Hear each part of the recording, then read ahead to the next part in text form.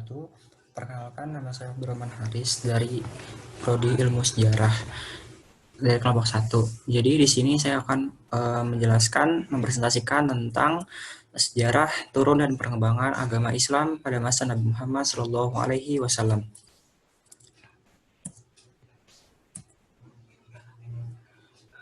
Nah, geografis dan sejarah masyarakat Arab. Jadi, Jazirah Arab itu dibentuk oleh 4 persegi panjang yang amat luas, meliputi kurang lebih 1,4 juta mil persegi.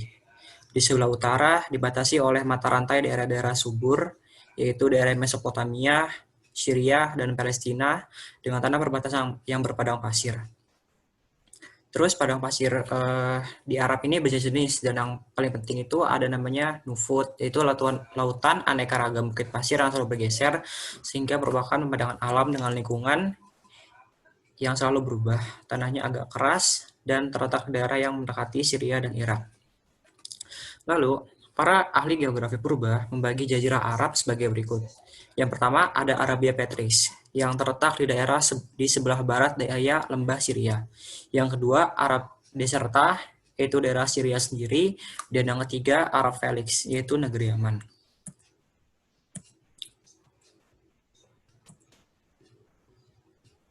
Penduduk Jazirah Arab. Yang pertama ada orang Baidah, yaitu orang-orang yang telah punah.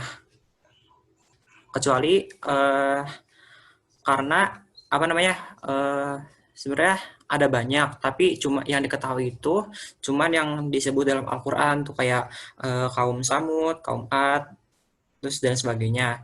Terus yang kedua ada Arab Mustaribah yang sampai sekarang tuh masih ada, yang tempat tinggalnya tuh di tengah Jazirah Arab dan negeri Hijaz sampai lembah Syria.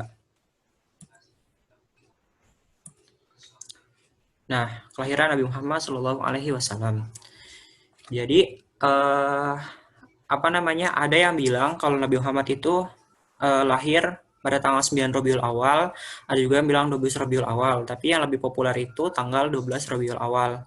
Nah, Nabi Muhammad ini lahir dari Bani Hashim. Kenapa namanya Bani Hashim? Karena kayak nenek moyangnya gitu. Kenapa dinamain Hashim? Hashim itu artinya penghancur, soalnya Nabi Muhammad itu suka menghancurkan roti untuk dicampur dengan daging terus buat dimakan gitu. Nah, Nabi Muhammad itu lahir dari seorang ibunda bernama Siti Aminah,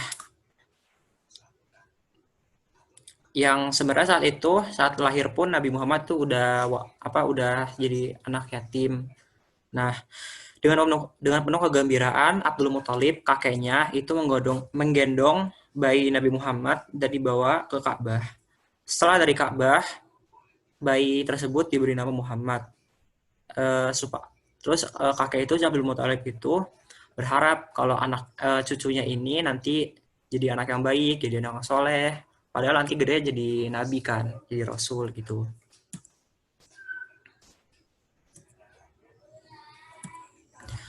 Lalu pada hari ke-8 dari kelahirannya, Nabi Muhammad tuh diserahkan kepada keluarga Sa'ad yang bernama Halimah binti Abu Dhaib untuk disusukan, karena ibunya sendiri itu Aminah itu nggak keluar susunya gitu. Lalu Nabi Muhammad tuh tinggal pada keluarga Sa'ad atau Halimah itu sampai mencapai usia 5 tahun. Ia belajar menggunakan bahasa Arab yang murni, serta sifat-sifat terpuji yang terpatri dalam jiwa dan pribadinya. Setelah 5 tahun hidup bersama Halimah, Nabi Muhammad kecil nih diantarin lagi ke ibunya Aminah di Mekah.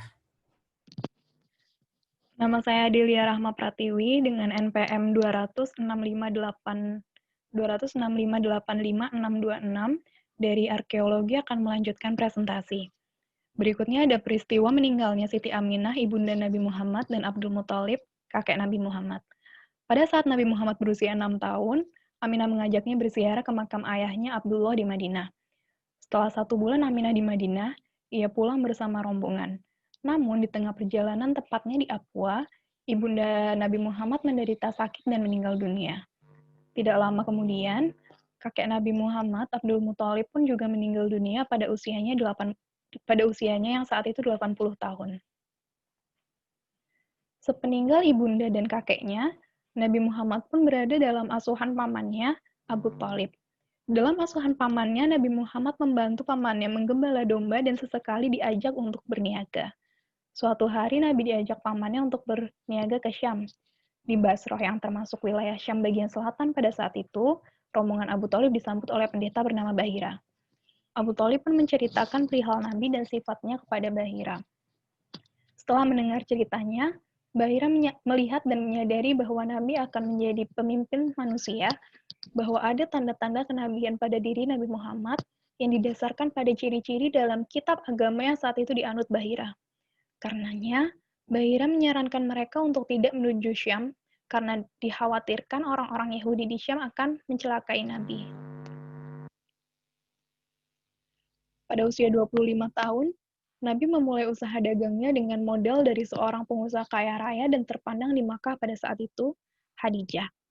Khadijah pun memberikan barang dagangannya yang paling utama kepada Nabi Muhammad untuk diperdagangkan kembali dan juga budaknya Maisarah untuk menemani Nabi berdagang.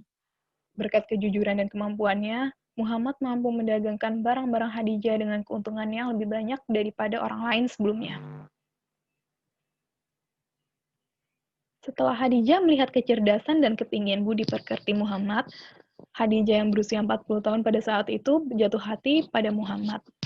Kemudian terjadilah akad nikah antara Khadijah dan Muhammad.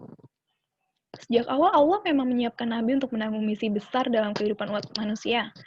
Karena hanya di tengah kerusakan kaumnya yang parah, dengan penuh kejahiliahannya pada kaum Quraisy, Nabi Muhammad tidak larut di dalamnya dan justru menyendiri untuk mencari solusi bagaimana caranya memperbaiki perilaku orang-orang Quraisy tersebut. Assalamualaikum warahmatullahi wabarakatuh. Saya di sini ingin menjelaskan atau melanjutkan presentasi teman-teman saya, yaitu tentang pertama kali Nabi Muhammad menerima wahyu. Ketika Nabi Muhammad berusia 40 tahun, dia pergi ke Gua Hira untuk berkhalwat atau menenangkan diri dan berdoa kepada Tuhannya. Ketika ia sedang dalam gua, datanglah malaikat Jibril seraya berkata, "Iqra, bacalah." Dengan terkejut, Muhammad menjawab, "Saya tak dapat membaca." Lalu ia merasa seolah malaikat itu mencekiknya. Kemudian dilepaskan lagi seraya berkata, "Iqra, bacalah." Masih dalam ketakutan akan dicekik lagi, Nabi Muhammad SAW menjawab, "Apa yang akan saya baca?" Malaikat itu pun berkata lagi, "Bacalah dengan nama Tuhanmu yang menciptakan manusia dari segumpal darah. Bacalah, dan Tuhanmu Maha Pemurah yang mengajarkan dengan pena, mengajarkan kepada manusia apa yang belum diketahuinya." Surah Surat Al-Alaq ayat 1-5. Kemudian beliau mengucapkan bacaan itu, malaikat Jibril pun pergi setelah kata-kata itu terpatri dalam hati Nabi Muhammad. Namun ia merasa ketakutan sambil bertanya-tanya kepada dirinya, gerangan apakah yang dilihatnya? Setelah menerima wahyu yang pertama, ia atau Nabi Muhammad menjadi seorang utusan atau rasul, sehingga dia mempunyai kewajiban untuk menyampaikan ajaran Allah Subhanahu wa taala kepada umat manusia.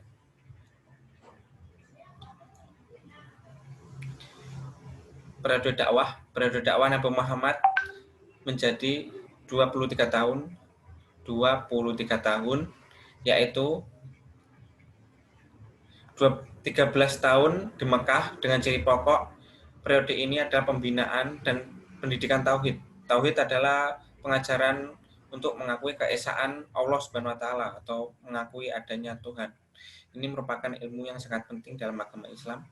Lalu sisanya 10 tahun di Madinah dengan ciri pokok yaitu pendidikan sosial dan politik. Salah satu contoh dari hasil dakwah ini adalah Piagam Madinah.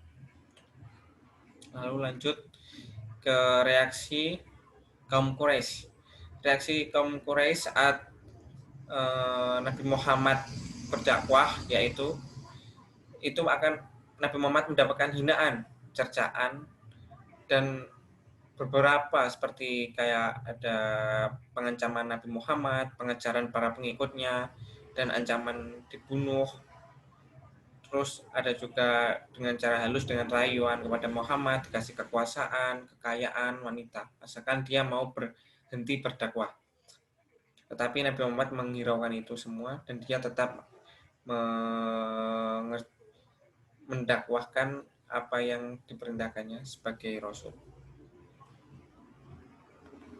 Lalu alasan mengapa kaum Quraisy menolak dakwah Rasul atau malah mencelanya, yaitu karena tidak dapat membedakan antara kenabian dan kekuasaan. Yang kedua, Nabi Muhammad menyerukan kesetaraan. Yang ketiga, ajaran nenek moyang yang telah mengakar atau seperti menyembah berhala itu. Lalu pemahat dan penjual patung menganggap Islam sebagai penghalang rezeki, karena dengan adanya Islam, dengan meninggalkan berhala, maka pemahat dan penjual patung itu akan kehilangan rezekinya. Dan yang terakhir, tidak percaya akan hidup setelah mati. Jadi setelah mati ya udah, kita berhenti di situ. Jadi hanya itu yang bisa saya presentasikan. Kurang lebihnya mohon maaf dan terima kasih. Wassalamualaikum warahmatullahi wabarakatuh. Assalamualaikum warahmatullahi wabarakatuh. Baiklah, sekarang kita akan membahas tentang bagaimana sejarah masuk dan perkembangan agama Islam di Indonesia. Pertama, ada 4 teori besar masuknya agama Islam di Indonesia. Yang pertama yaitu teori Gujarat, yang mengatakan bahwa Islam masuk ke Indonesia berasal dari pedagang yang berasal dari Gujarat, India. Yang kedua, ada teori Persia yang mengatakan bahwa Islam masuk ke Indonesia bukan berasal dari para pedagang Gujarat, tetapi pedagang dari Iran atau dari Persia. Yang ketiga, teori Cina yang mengatakan bahwa Islam di Indonesia berasal dari masyarakat Islam Cina yang bermigrasi ke Indonesia. Dan yang terakhir adalah teori Mekah yang mengatakan bahwa Islam di Indonesia berasal langsung dari para musafir Arab yang semangat menyebarkan Islam ke seluruh dunia. Selanjutnya kita akan membahas tentang kegiatan dakwah di Indonesia yang dilakukan oleh para wali songo. Para wali songo ini adalah Dewan Dakwah Kesultanan Demak, yang berada pada abad 15-16 Masehi. Pertama, kegiatan dakwah wali songo dilakukan dengan cara keteladanan, dengan ceramah, melalui perkawinan, melalui kesenian, dan melalui tasawuf. Penyebaran agama Islam oleh wali songo di Indonesia ini bisa dikatakan dilakukan dengan damai. Kenapa? Karena para wali songo melakukan pendekatan kultural menggunakan media kesenian budaya setempat seperti wayang, tambang-tambang Jawa yang dimodifikasi dengan konteks dakwah Islam. Fokus materi dakwah dari para wali songo sendiri ini, mereka berfokus kepada materi akidah, materi syariat, dan materi muamalah. Para wali songo juga memperhatikan kesejahteraan sosial para fakir miskin dengan mengorganisir amal zakat dan infak. Ajaran ilmu agamanya pun berfokus pada materi fikih, hadis, nahwu, dan juga sorof. Sekarang kita akan membahas dakwah Islam di Indonesia dari zaman kerajaan hingga zaman penjajahan. Pada masa kerajaan, seperti yang sudah kita bahas tadi, berasal dari kerajaan Demak yang dilakukan oleh para wali songo. Sementara, pada era penjajahan, prioritas dakwah di Indonesia dilakukan melalui jihad atau perjuangan melawan para penjajah Belanda. Pesantren-pesantren yang ada di Indonesia dijadikan Center of Anti-Dutch Sentiment atau anti-sentimen Belanda. Perjuangan melawan penjajah Belanda ini juga disebut dengan Holy War atau Perang Sabil. Beberapa pertempuran yang dilakukan oleh masyarakat Indonesia dalam melawan penjajah Belanda diantaranya adalah yang pertama, Perang Paderi di Minangkabau. Gerakan Paderi ini awalnya berasal dari konflik antara kaum Paderi yang ingin membawa masyarakat Minangkabau kembali kepada ajaran Islam yang kafah dan masyarakat adat yang sangat-sangat menentang ajaran dari kaum Paderi, terutama dari keturunan raja-rajanya. Konflik awal terbuka dari antara golongan kaum Paderi dan juga kaum adat itu bermula dari kaum adat yang mengadakan pesta sambung ayam di Kampung Batambu, yang dimana itu diperangi oleh para kaum Paderi. Sebenarnya banyak kaum adat yang mendukung kaum Paderi ini, tapi sayangnya keturunan-keturunan raja sangat-sangat menentang kaum Paderi. Karena itulah mereka meminta tolong kepada pemerintah Belanda untuk melawan kaum Paderi ini. Akhirnya pada tanggal 21 Februari 1821 mereka menandatangani sebuah persetujuan antara kaum adat dengan pemerintah Belanda, dan sejak itulah pertempuran antara kaum Paderi dan juga dengan penjajah Belanda itu mulai terus berlanjut. Nah, di pertempuran Paderi ini, kaum Paderi memperkuat diri mereka dengan benteng di daerah Bonjol yang dipimpin oleh Muhammad Syabab atau yang biasa kita kenal dengan Tuanku Imam Bonjol. Benteng ini digunakan untuk mengumpulkan senjata dan mengumpulkan logistik. Pada tanggal 22 Januari 1824, karena penjajah Belanda mengalami kerugian yang besar dalam melawan para kaum Paderi di pertempuran, mereka membujuk kaum Paderi untuk berdamai. Tapi sayangnya perdamaian itu mereka hianati sendiri hanya untuk membeli waktu untuk konsolidasi. Selanjutnya pada tanggal 15 September 1825, pembujukan untuk perdamaian kepada kaum Paderi itu dilakukan lagi. Tapi ajakan untuk berdamai ini dilakukan hanya karena penjajah Belanda ingin mengkonsentrasikan kekuatannya untuk melawan Pangeran Diponegoro di Jawa. Selanjutnya, pada tanggal 16 Agustus 1837, penjajah Belanda melakukan serangan mendadak ke benteng yang ada di Bonjol, menyebabkan kaum Paderi kewalahan dan akhirnya kalah. Akhirnya pada tanggal 28 Oktober 1837, Tuanku Imam Bonjol dijebak, ditangkap, dan akhirnya diasingkan ke Cianjur, lalu ke Ambon. Dan terakhir pada tanggal 8 November 1864, setelah Tuanku Imam Bonjol dipindahkan ke Manado, beliau akhirnya menghembuskan nafas terakhir dalam perjuangan. Selanjutnya ada Perang Diponegoro. Konflik awal dari Perang Diponegoro ini berawal dari para penjajah Belanda yang ingin membangun jalan menerobos jalan milik Pangeran Diponegoro dan ingin membongkar makam keramat. Pangeran Diponegoro ini menuntut kepada para penjajah Belanda agar pembangunan jalan mereka dialihkan. Nah, penjajah Belanda ini mencoba untuk menangkap Pangeran Diponegoro, namun akhirnya bisa digagalkan oleh rakyat di Tegalrejo. Pangeran Diponegoro pun pindah ke Selarong untuk memimpin perlawanan.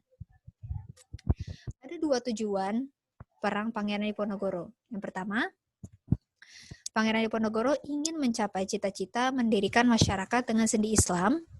Yang kedua adalah untuk mengembalikan keluhuran adat Jawa yang bersih dari pengaruh Barat. Taktik perang yang dilakukan oleh Pangeran Diponegoro sendiri adalah taktik perang gerilya yang didukung oleh Kiai Maja dan Sentot Prawiradirja yang membawa banyak sekali pengikut. Pada tahun 1826, peperangan dimulai dan masih banyak kerugian yang dialami oleh pihak penjajah Belanda. Namun, pada tahun 1827, para penjajah Belanda ini mereka memperkuat diri dengan membangun benteng Stelsel dan menambah 3.000 orang personil untuk memperkuat diri mereka. Akhirnya, pada tanggal 3 Mei 1830, Pangeran Diponegoro kalah perang dan akhirnya ditawan karena menuntut ingin membangun negara merdeka yang bersendikan Islam. Dan beliau pun akhirnya dibuang ke Manado. Pada tahun 1834, Pangeran Diponegoro dipindahkan ke Makassar. Dan akhirnya pada tanggal 6 Januari 1855, beliau meninggal di usia 70 tahun. Selanjutnya adalah Perang Banjarmasin. Perang Banjarmasin ini disebabkan karena dari pihak penjajah Belanda yang ingin ikut campur menentukan siapa penerus sultan setelah sultan sebelumnya wafat. Sultan sebelumnya, yaitu Sultan Adam, memilih Pangeran Hidayat yang merupakan keturunan sah dari Sultan Adam. Namun, pihak penjajah Belanda memilih Pangeran Tamjid yang memiliki hubungan dekat dengan penjajah Belanda, tapi Pangeran Tamjid ini adalah cucu dari seorang selir, karena itu secara tradisi ia tidak sah dan tidak berhak untuk memiliki kekuasaan. Namun akhirnya Pangeran Tamjid dilantik secara paksa, dicalonkan secara paksa pada tahun 1857, sementara Pangeran Hidayat hanya menjadi Mangkubumi. Penobatan secara paksa ini memunculkan kericuhan di wilayah Banjarmasin. Setelah pihak Belanda menelusuri penyebab kerusuhan di Banjarmasin, Pangeran Tamjid pun akhirnya diturunkan dari tahtanya dan digantikan oleh pihak Belanda sendiri. Sejak itulah Perang Banjarmasin dianggap dimulai. Perang Banjarmasin yang berkobar di daerah dipimpin oleh Pangeran Antasari, yang akhirnya didukung oleh Pangeran Hidayat setelah Pangeran Hidayat membelot dari Belanda untuk mendukung Pangeran Antasari. Tapi, walaupun banyak pasukan Belanda yang tewas dalam perang akibat gerakan cepat Pangeran Antasari, akhirnya satu persatu pembesar kerajaan dapat dikalahkan atau menyerah. Bahkan Pangeran Hidayat pun ditangkap dan akhirnya diasingkan ke Jawa.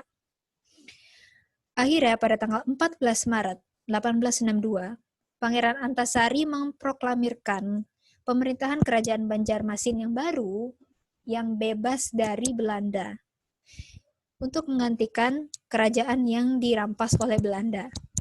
Pangeran Antasari pun mencalonkan diri menjadi raja baru dengan gelar Pangeran Aminuddin Khalifatul Mukminin dengan ibu kota sementara di Teweh. Namun pada tanggal 11 Oktober 1862, beberapa bulan setelah pencalonan dirinya, Pangeran Antasari meninggal karena sakit dan digantikan oleh Muhammad Seman, anaknya. Perjuangan Perang Banjarmasin ini tetap dilanjutkan hingga Pangeran Muhammad Seman syahid dalam perang pada tahun 1905. Dan yang terakhir, ada Perang Aceh. Sebenarnya hegemoni di Aceh Utara ini sudah sangat turun-menurun sejak awal abad ke-18. Bahkan kedaulatannya diakui oleh negara barat melalui Traktat London tahun 1824 yang menjamin kemerdekaannya. Tapi pada tanggal 30 Maret 1857, kontrak Aceh dan Hindia Belanda dilakukan agar pihak penjajah Belanda bisa diberikan kebebasan untuk berdagang. Sementara ada Traktat Siak yang ditandatangani di tahun yang sama. Nah, Traktat Siak ini ditentang oleh Sultan Aceh karena dianggap tidak sesuai dengan hegemoni Aceh. Setelah terusan Suez dibuka, penjajah Belanda dan Inggris mengadakan perundingan dan dihasilkanlah Traktat Sumatera pada tanggal 11 November 1871, yang dimana menyatakan bahwa Belanda memiliki kebebasan untuk memperluas wilayah jajahannya, sementara Inggris memiliki kebebasan untuk berdagang di Siak. Traktat ini tentu memberikan peluang bagi Belanda untuk melakukan agresinya dan memperluas wilayah jajahannya. Karena itulah, pada tanggal 26 Maret 1873, perang antara Aceh dan penjajah Belanda mulai. Perang ini juga disebut Perang Rakyat karena semua rakyat Aceh aktif melawan penjajah Belanda. Dengan ideologi perang sambil, yang tentu saja menyulitkan penjajah Belanda dalam melawan rakyat Aceh. Pada tahun 1874, Sultan Aceh sayang meninggal karena kolera.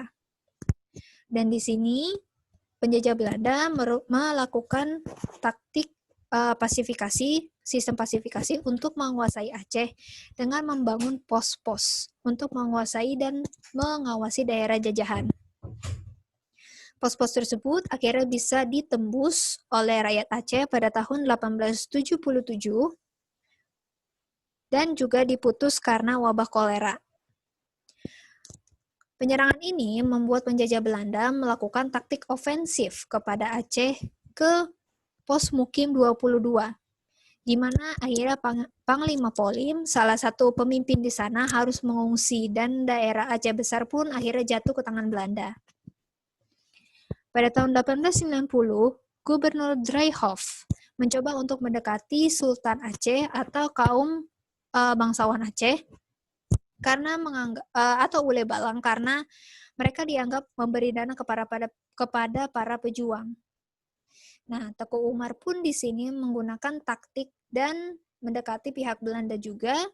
Akhirnya diberi kepercayaan oleh pihak Belanda dan bisa menguasai Mukim 22, Mukim 25, dan Mukim 26. Setelah bisa mendapat persenjataan yang lengkap, pada tahun 1896, Teku Umar pun membelot kembali ke pihak Aceh.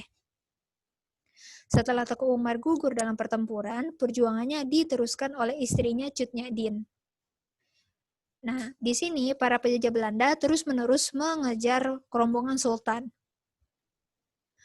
Sultan Aceh pada saat itu akhirnya menyerah pada tanggal 3 Januari 1903 setelah keluarga Sultan ditangkap dan diancam untuk dibuang ke daerah lain apabila tidak menyerah.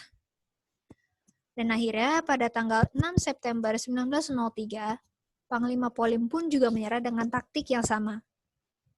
Tapi meskipun Sultan ditawan dan Panglima Polim menyerah, perjuangan Perang Aceh ini tetap diteruskan sampai tahun 1942 di mana Belanda akhirnya meninggalkan Indonesia.